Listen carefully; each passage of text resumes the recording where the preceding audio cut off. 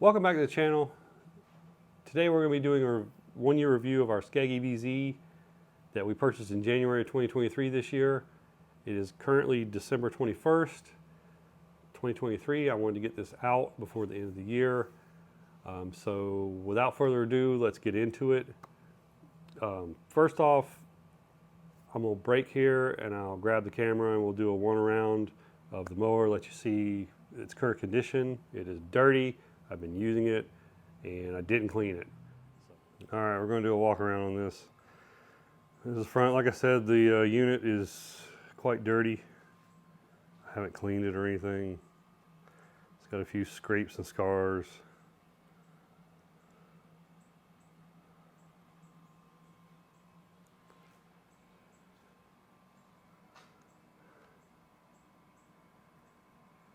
Scratched over here because this is the side I always run up against the bushes.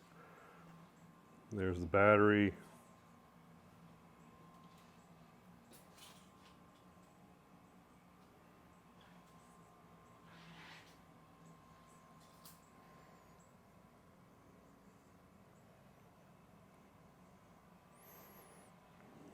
There's a seat.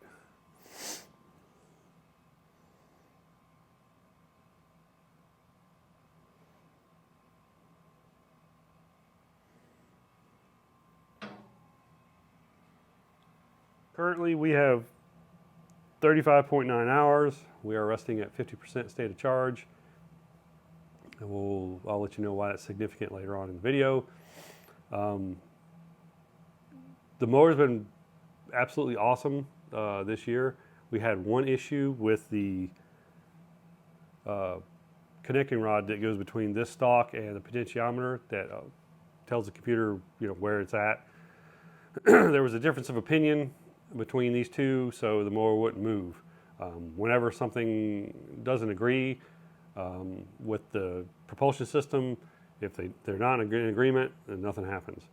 So they adjusted it, got it fixed. It was under warranty. There was a whole video on that thing. I think a couple videos on that. But that's been the only problem. I did purchase a new set of blades for it, an extra set of blades, sometime July-ish. Just to have them, just so I could, swap them out, sharpen them. When I pulled the old ones off, they were, typical slight round to them. Cut quality was still fantastic. I wasn't having any problems. I just switched it out just to kind of see what kind of wear I was going to get. Just to let you know, the blades on this thing, I think they ran me $74.99, $75, something like that shipped. So a little bit more expensive than your standard blade. They are a mite bit thinner, not like paper thin, but they are a smaller gauge than a traditional SCAG. They don't interchange with anything. It's a one-off blade because they're lighter, and the wing on the back, they are not a super high lift. They don't have like a big lift blade, and they're not flat. They're just a little bit over that. Which you would think you'd be concerned about, but with the tip speed that these things fly at, you wouldn't know it. I mean, I can't imagine putting a high lift blade on this sucker. If it wasn't for the guard being pointed down to where the grass, the grass coming out the chute impacts right there, I guarantee you it would pitch it 15, 20 feet over. I mean, it's coming out of that deck. Whether it's, you're cutting this tall or you're cutting this tall, it's launching, which brings me to the cut quality. It's fantastic. Again, I think I said in my previous videos, no qualms about cut quality on this thing. Tip speed is king, and electric mowers kill it as far as tip speed. That does not vary. I mean, it's fantastic. When I had my Gravely and I used to go through some of the thick stuff down here on the west end of our property, you'd roll through it and you turn around and you come back the other direction, and some of it's like leaned over and there's pieces sticking up that weren't cut. No. No, this thing eats it. I mean, eats it. And you don't notice it until you jump between the two mowers. We did have the Gravely for I think like a month and a half. after I purchased this, and I did have the opportunity to mow with this and then hop on that and go mow with that. And once you get used to electric and you're used to no vibration or very little vibration, no stink, no smell, no fumes, no heat, yeah. When you mow with this for like a month and then you hop on, the OG, wow. I mean, it's like, yeah, I can't believe I was on this for, decades, being a standard gas. It's amazing when you're off of it and then you get used to this and then you go back to that. It's like going from an iPhone to a rotary. You're like, what the crap, man? All of a sudden you're like, wow, did this really vibrate that much? The smell. I mean, seriously, the smell. Just running the old Gravely back and forth once, you realize how much you run through your own exhaust. It's now when I get done mowing, I'm a little dirty from dust. I don't smell like a refinery. I don't have, I'm not sweating my butt off because there's, a 300-400 degree piece of machinery behind my butt. My hands aren't tingling from the vibration. It's night and day. I mean, it is. I don't know what else to say. It's a step up, major step up. So, yeah. And as far as maintenance goes, air and blades. I mean, that's about it. And there's 4 Zerk fittings on here that you give a squirt to, once a year, and you're done. And that's just for the pivots for the deck to go up and down. But yeah, I mean, that's it. Air pressure and keep the blades sharp. Charge it. Air, blades, and charging. ABC. I mean, that's about it. So the maintenance is phenomenal. I mean, I mow with it. I grab the blower, and it's fantastic. There's no belts, no deck pulleys, no oil, no fuel, no all that stuff. I mean, it's just non-existent. No clutches to go bad, no sticks to get stuck in belts. This is not, and neither was the Gravely. This is not a bush hog, and it does cut some stuff. I mean, it'll cut sticks as big as your thumb, or it does stop though. I hit a freaking root that was sticking up. The front tire ran over it. It had been under the ground apparently, and the front tire ran over it and it kicked it up, and it was that damn big. It was huge, and this side hit it, and it was like whack, and I'm like, holy crap! And the deck shut off. I was like, oh crap, I bent something. That's the nice thing about these things. Once those motors, they detect an impact, they shut down. I mean, it's not like they hit it and they go through and then they shut down. It's like what, they shut down. I mean, they can feel it. It's that fast. It was wedged in there. I pulled it out. I looked under. I spun it by hand. I'm like, it looks good. The blade had a little dink in it. Cycled the power, turned it back on. Yeah, but it was good to go. I was happy because I was like, oh shoot, here goes the deck motor. All right, runtime. Let's talk about that for a second. I know I've mentioned it in the other videos, so I won't harp on it too much.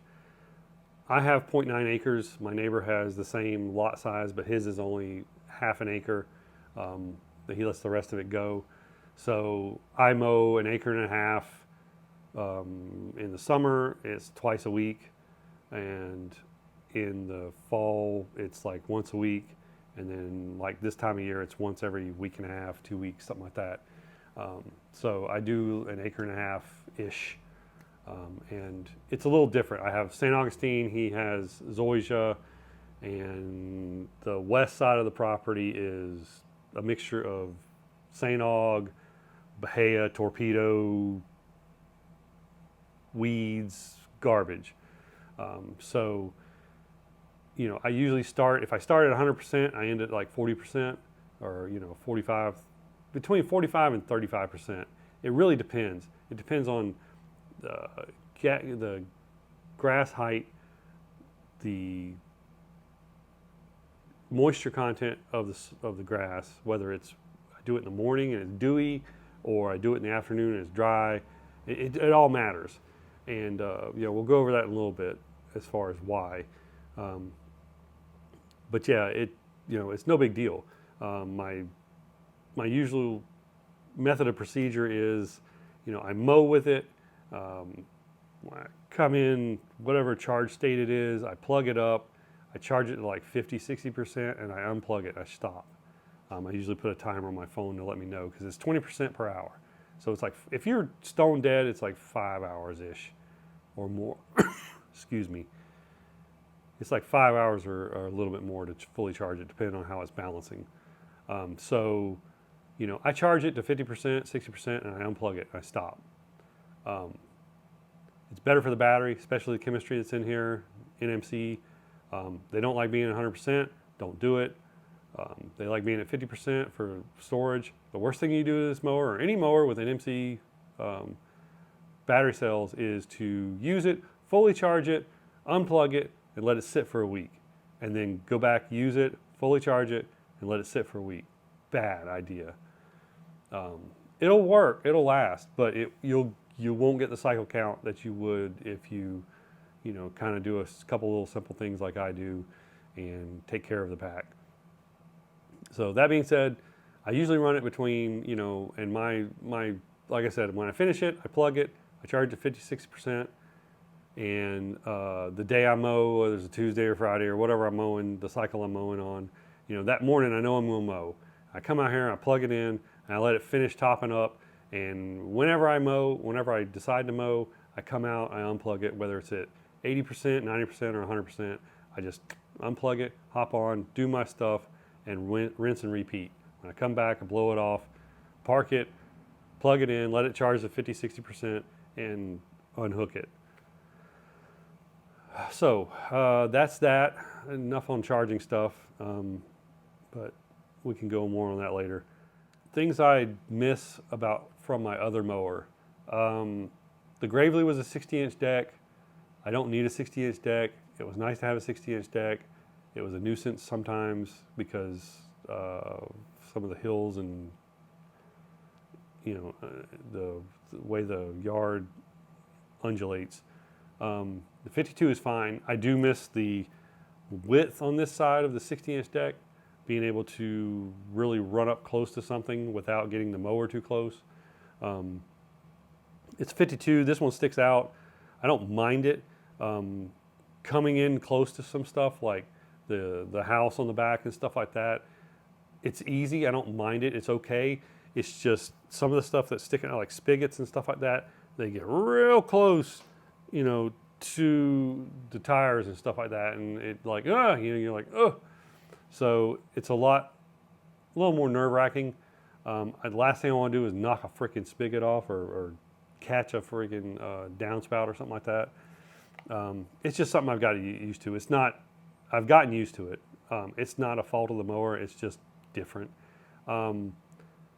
The Gravely had the mulching kit. I put a mulching system on the Gravely, so it had the block off and then, you know, the kit on the mower deck. This does not. It has its, you know, chute. I do miss my mulch kit. I don't. It's not horrible, but I don't like the chute. I have allergies, and blowing that for whatever reason, you can believe me or not, the mulching deck gave me less problems than having the chute blow the stuff out, and then, you know, it come back up with the wind going certain directions and stuff like that. You know, I always have to take an allergy pill when I run this one. With the Gravely, I didn't really have to sometimes. unless it was really windy. Yeah, that's the only gripe.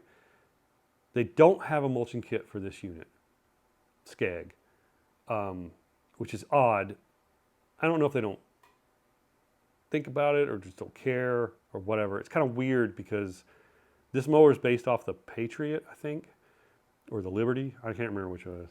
Anyway, it's identical pretty much to one of the gas versions. It just has 3 deck motors and a battery in the back and controllers and the electric axles. It's a 52-inch Hero deck. So if you look at the other units, the other models, the gas models,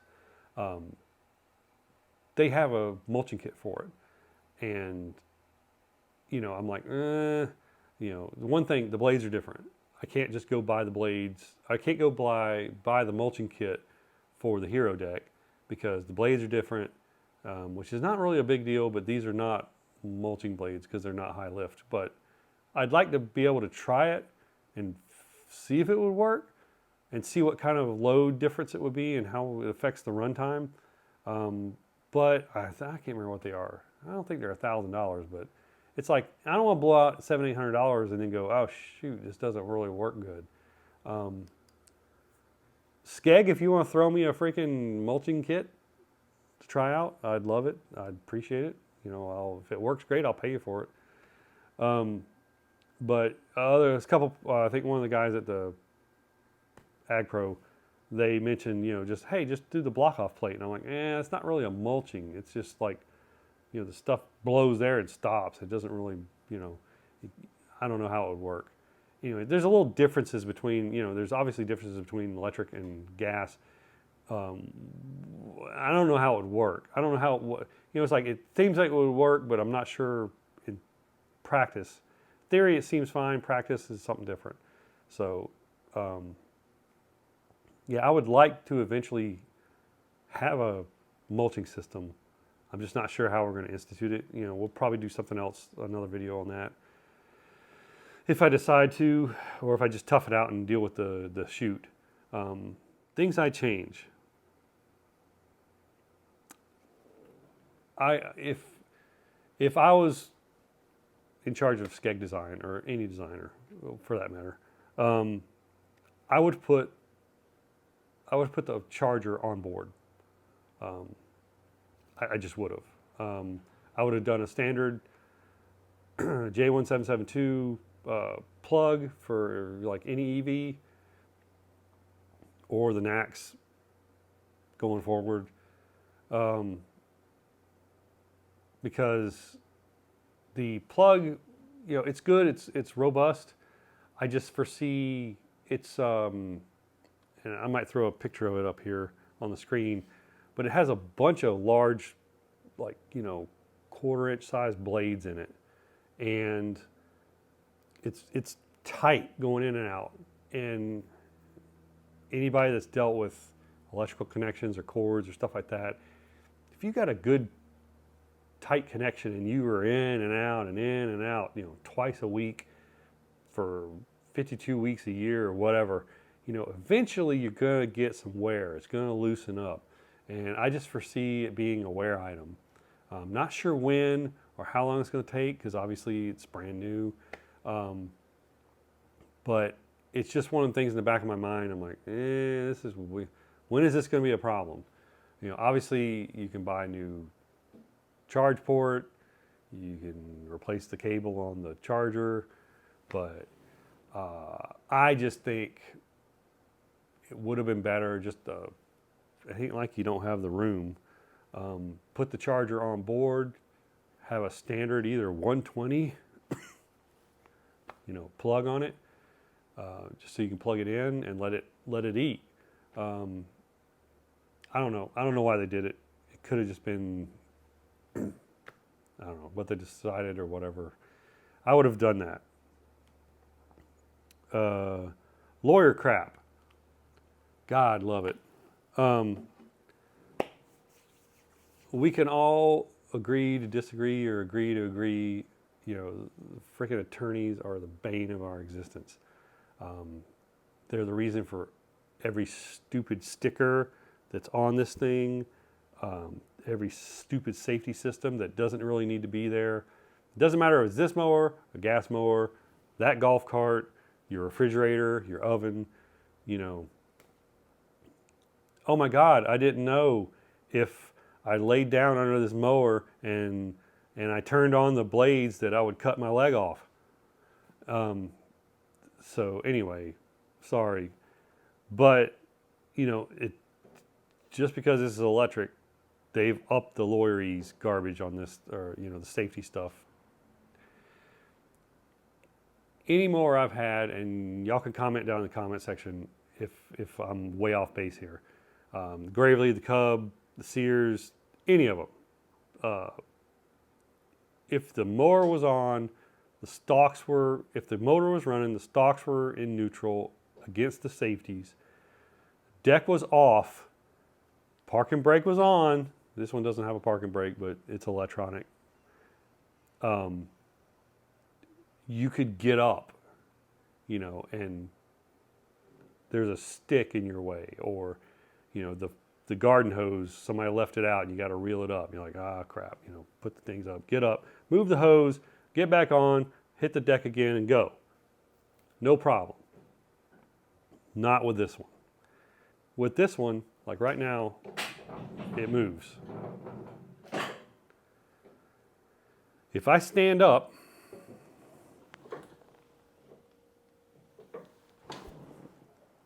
you know, the stalks are good, the parking brake is on, it won't work because I need to save somebody from themselves. It's an annoyance. Not a huge annoyance, but specific times it's a massive annoyance. So it's not so simple as just going click, click. You have to shut it off. Wait for the screen to go off. Give it a second or two. Because trust me, you can't just let the screen go off and turn it right back on. No, no, no, no. You got to give it a minute, or not a minute, but you got to give it a 2 count. Turn it back on. Wait for it to boot up, and you're good to go again. Now, in 12 months of using it, I've gotten better with, in the beginning, I was cussing because it's annoying. And it is annoying. It's dumb to me. My gas mower, I could get off of it with it running and do something. As long as the deck wasn't engaged, I'll give them that, whatever. But for this thing, it's not even doing anything. When it's in neutral, it won't go anywhere. You know, if you get off of it, who cares? It's not going to run you over.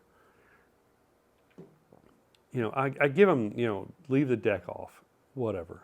But yeah, to have to go through all that just to, you know, the kid left a soccer ball, the garden hose is out, there's a rope in the way, there's a stick you got to move. You know, if I had to do that 6-8 times in a mow, I'd be pissed. I'd be pissed. And it's bad enough when I roll around and I forget to leave the garden hose, and I left the garden hose out watering a tree or something, and I got to go, freaking click, get off of it, roll the hose up, get back on it, turn it on. I mean, is it an hour? No. Is it 10 minutes? No. Is it 30 seconds? Probably. It's just annoying because I know that there's no reason for it. So, end of that rant. I just want some company to say, if you injure yourself with our product, you're an idiot and you don't deserve to use the product. The last thing I will say is, this is version 1.0 for SCAG, and whatever I'm about to say is not a knock on anything they've done with this unit. I really like the unit. It's fine. No qualms. This is just me thinking down the road. They used what they had, and they already had the frame, they already had the deck, they already had the wheels, they already had the stalks, they already had, you know, all they had to do was throw electric motors in the deck, put 2 electric transaxles in it and throw a battery back here and put controllers in. It's not that hard, especially when you already have a platform. But they went through great pains, to me, what I feel. They went through great pains to make this look very much like a standard gas zero turn.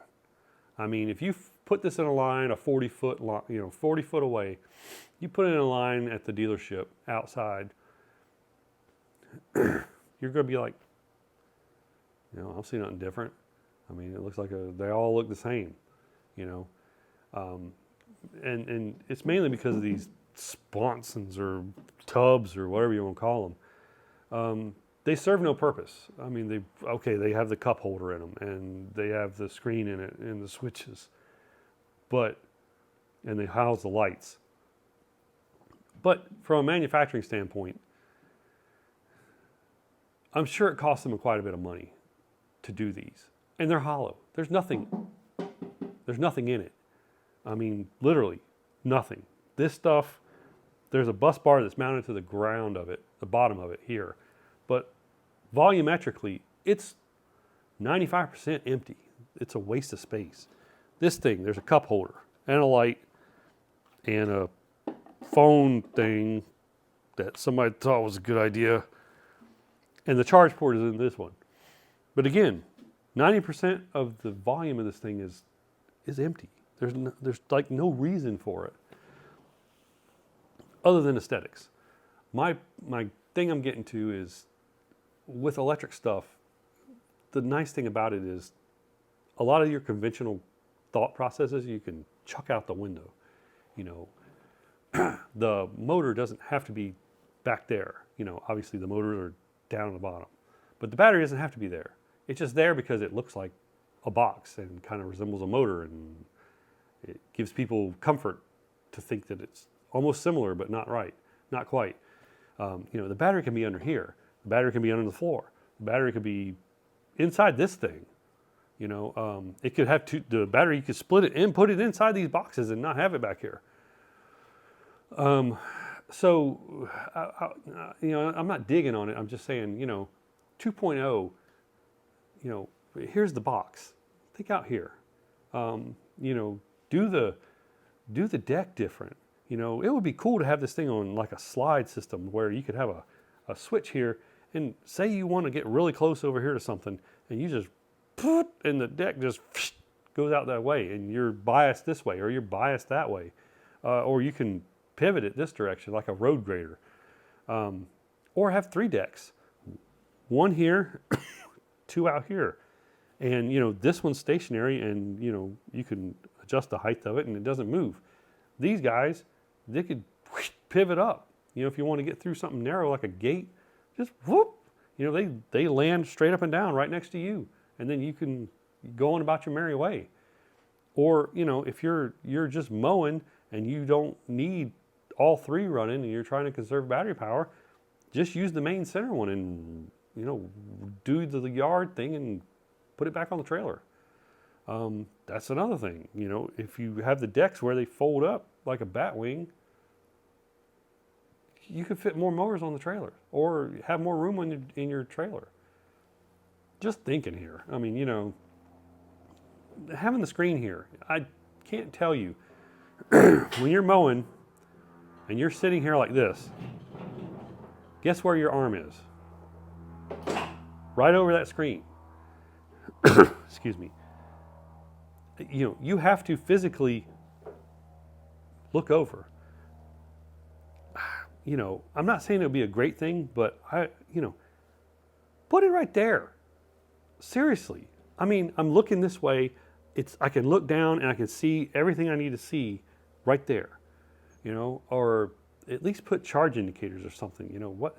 I don't understand it. Everything's app-based now. Put it on your phone. Just little things, think like Tesla or think like Apple. Don't give the people what they want. Give them what they don't know they need. Change it up. So anyway, that's enough flabbergasting and flabbering about that. Just, I would just say that, you know, there's, the possibilities are endless. And, you know, to the manufacturers, I would say don't get stuck in the rut of making them always look the same, the way they've always done it. Because somebody else is going to come along and rethink it, and you're going to end up being a dinosaur. But yeah, other than that, I mean, I do love the mower. It's great because it's a normal mower. That was just conjecture and stuff about, you know, going forward. Anyway, like I said, it is December 21st. It's almost Christmas, so I hope all of you guys have a wonderful Christmas. And speaking of gifts and everything, I will throw something up. If you've lasted this long and you're interested in one of these, I do have a smoking deal for you guys. If somebody lives, I got this from MLS Motors Power Sports in, I'm sorry, I don't remember the town. I'll put it up here and I'll have a link below to them. In Kentucky. They're in Kentucky. So if you're in the Northeast, you know, Carolinas, up, Virginia, whatever, they have this mower, a 2022 demo unit. And, you know, I don't remember if I said in the other, I paid $12 for this thing.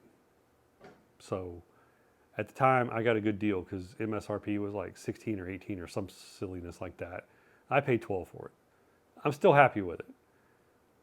They have one, as of this morning, I double checked it and looked. They have one of these as a demo for $49.99.